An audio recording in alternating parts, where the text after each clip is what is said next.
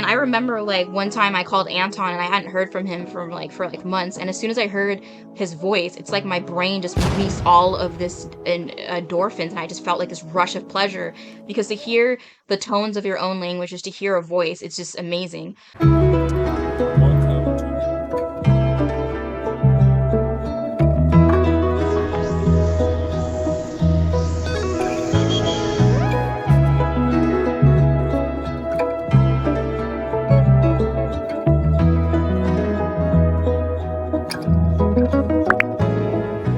It's easy to make friends compared to the United States. People are a lot more genuine. Um, Thailand people save face a lot, so it takes time to read their body language. But I would say like Vietnamese people are extremely direct and extremely honest, which why I preferred living in Vietnam because I felt like Vietnamese people were more like Caribbean slash South Americans in that they're very vocal and very it's very easy for them to tell you what's up. Whereas I would say Thai people are more like English people or whatever. Like they're very much about saving face, smiling. Like they smile even when they're angry. They smile even when they're uncomfortable because that's the culture. All right. Living in Africa, it's because I don't have a gym membership. And then I had to get familiar with the different ingredients and the, yeah, a lot of the different ingredients and the routine. And then stress eating, when you travel, sometimes for people like me, I like to eat and I eat junk food and I like to celebrate. Those are all great things, but I have put on a little bit of extra pounds in the weight of fat. What about you? What have your experiences been when traveling? Do you have any advice for people who are traveling abroad and don't want to put on weight? I have the opposite. I usually lose weight when I'm abroad. No, because it depends on the country. Like Vietnam and Thailand, like Okay. I said, there's a lot of access to fresh fruits and vegetables, and there's a lot of street vendors. For example, Thailand, fruits is like a big thing because it's a tropical place. So there's like hundreds of vendors that basically get fruit and cut it up right in front of you and give it to you. And they have high fiber fruits, and I don't remember the names of any of them. So you could literally eat fruits for lunch and be full, and it's delicious. Same for Thailand. Or sorry, Thailand, Vietnam. So for me, it was easy to lose weight when I was there because you're walking all the time, it's hot, and there's access to fresh fruits and vegetables on your way to work. So I didn't even have to worry about food prep. I would say when I lived in Prague and Ecuador, it was harder for me to lose weight because it's mostly meat and potatoes in both countries. It's not tropical. There's not access to fresh fruits and vegetables. Like the only vegetable is cabbage. So honestly, I don't know. That's a good question. Maybe some of our friends can say what they did. I mean, Yes, yes. like in Prague, it was really hard to find fruits and vegetables because their staple foods are pig, meat, and potatoes because the environment, that's all they can grow. And any of the fruits and vegetables were exported from other places. Um, I guess you could do keto pretty well in Prague and in Ecuador, but I mean, for the most part, you do have to go out of your way to get fruits and vegetables. I guess what you could do would be, I mean, I gained weight in Prague and yeah, and then there's lots of beer, and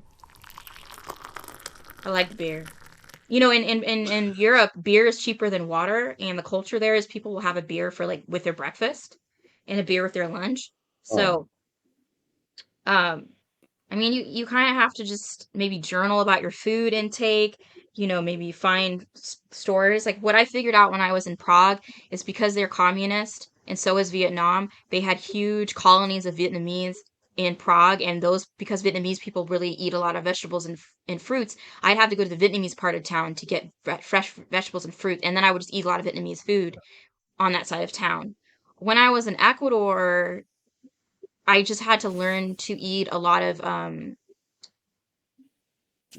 I forgot what it's quinoa is really popular in Ecuador. So I just kind of had to yes. eat and try and eat and I remember when I was staying in a hostel, the Ecuadorian woman would come and cook us breakfast and I would see how she was cooking and see what she was cooking. And I basically had to learn to cook and trial and error. I guess my advice if you don't want to get chubby while traveling is and you're in a place like that doesn't have fresh fruits and vegetables, it's not tropical, is you have to cook and do food prep like you would in America. Yeah. Yep. Yep. Very good advice. Yeah, I agree. Learn the ingredients. Go to a grocery store. Go to a local market, like in Runda. I went to the local market. You could watch that video over here or over there. Um, Figure out the local markets. Figure out what they sell. Go to the main store, the grocery store, and see what kind of things they sell, and figure out what you can cook. So yeah, like Teacher Tess said, like Tess said, definitely you're gonna have to food prep if you're having issues. Of course, you can eat out, and I think a lot of times when you first move somewhere, you eat out a lot because again, you're not cooking, and that's okay, but just don't take it overboard. I didn't run. I really took it overboard and I ate out almost all the time. All right. And that's my bad. Okay. So for health and wellness, certainly check out the local markets. If you're somewhere tropical, you're going to have access to fruit and vegetables. If not, you will have to find a way. And like Teacher Tess said, go ahead and comment below your suggestions. All right. I know a lot of the people in Anton's class community are seasoned travelers. Comment below your suggestions. Now we're going to get into the next thing, which is packing for moving abroad. That's different than vacationing, you guys. All right. We're talking about moving abroad, right? I'm living in Namibia right now. Teacher Tess has lived in multiple other countries. So Teacher Tess, please give the wonderful Anton's class community some tips and tricks for packing to move abroad. Well, I never moved. Well, and that's not true. I did. So I'm really fortunate in that my parents, or I shouldn't say my father, my wonderful, amazing father who raised me mostly. My mom raised me till I was 8, and then my dad raised me till, now, forever. Is my dad lets me leave all of my things at home. So when I travel, I only bring one backpack and I bring clothes I don't really care about, things that I can give away if I don't want to. And I also want to leave room for when I'm traveling. Like, I love dresses. I like to collect dresses from different cultures. So I always want to leave room to bring back a few dresses and a few totems to remember my time in that country. You want to bring really good quality, comfortable shoes because you're going to be walking a lot. You want to bring quality, pants with lots of pockets and shirts that are durable yet lightweight, depending where you're traveling. I say travel light. If you can put your stuff in storage, or if you can leave it at a family member's or a friend's house, that's what I would do. If you're moving abroad, I mean, I would still pack light. I would give away a lot of your stuff.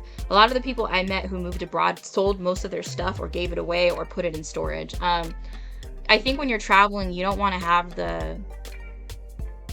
to travel heavy because then you're not going to experience as much. And that's my opinion, of course. So my thing is I always travel.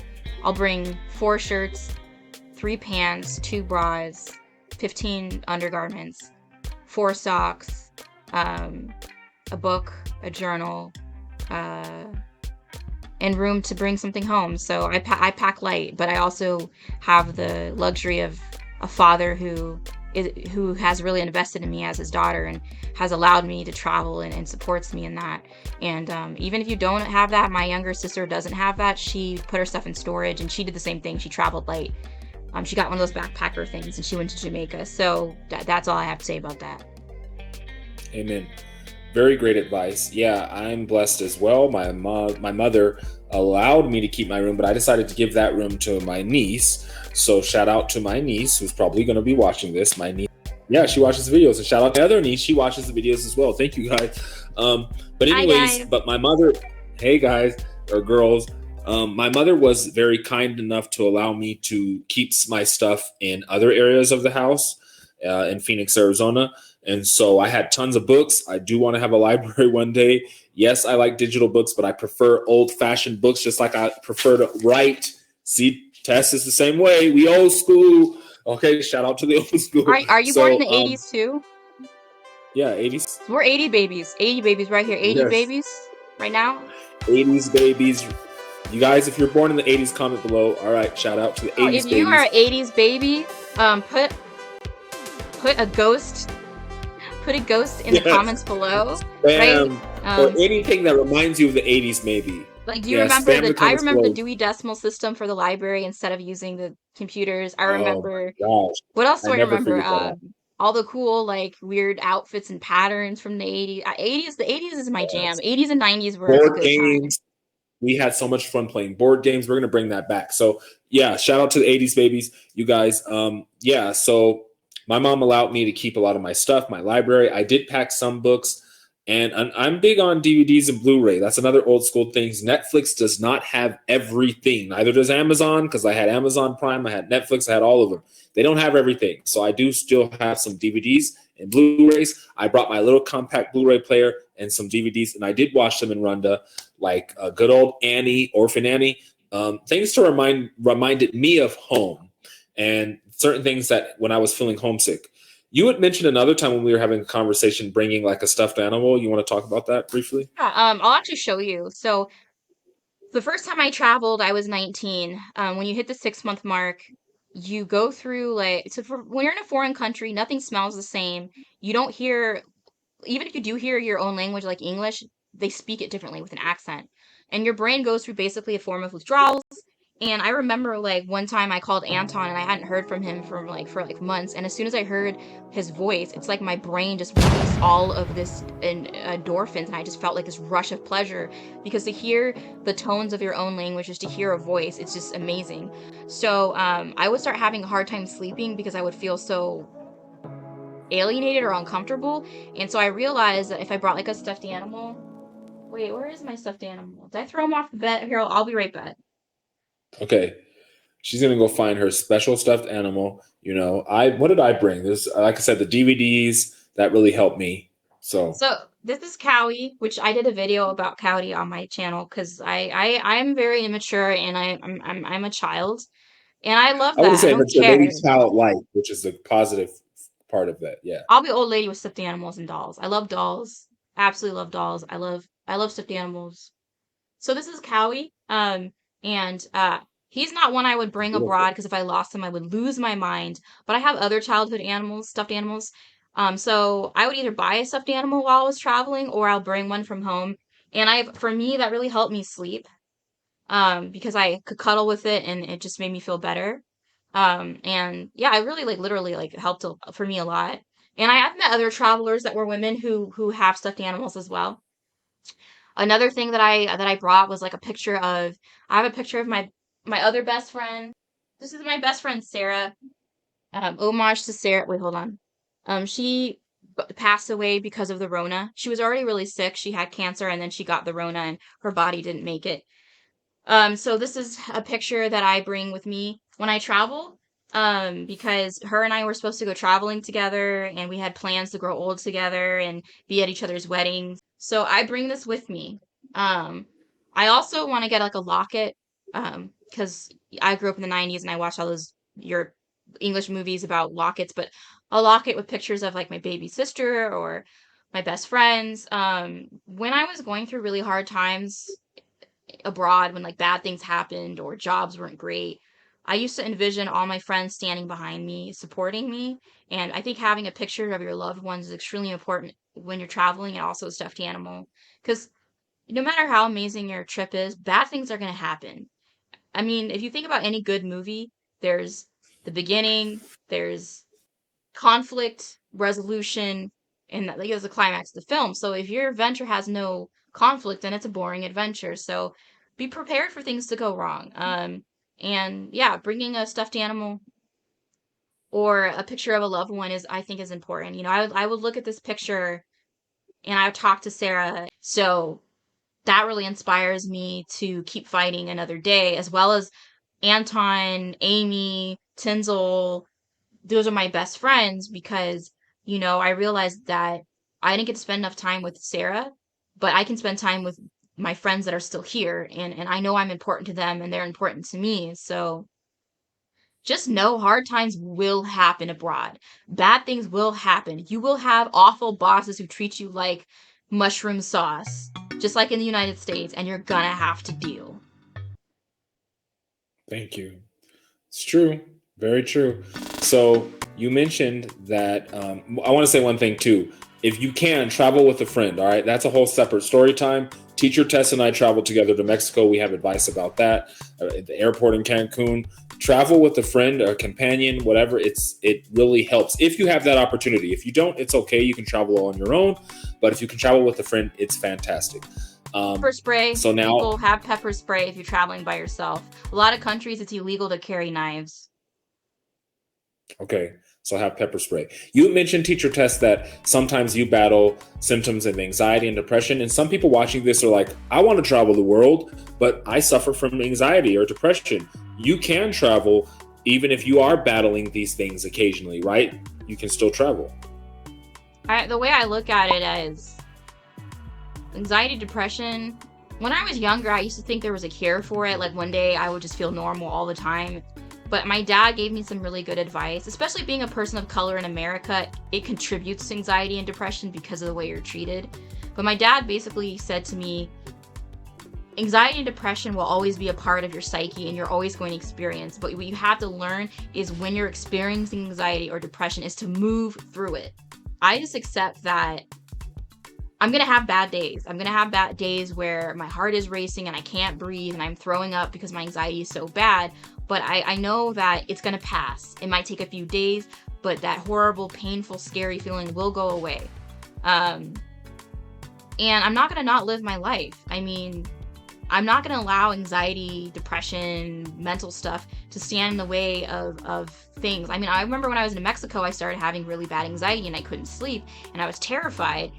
And, I would walk through the forest and just make myself breathe. I would call Anton, or I made friends while I was there and they'd invite me over and we'd eat together. But you have to be, so if this is your anxiety, this needs to be your courage. If this is your fear, this has to be your determination. You're going to always have fear, anxiety, depression, plethora of other mental stuff because you're human, but you always have to say, my courage and my desire to live is bigger than these other things.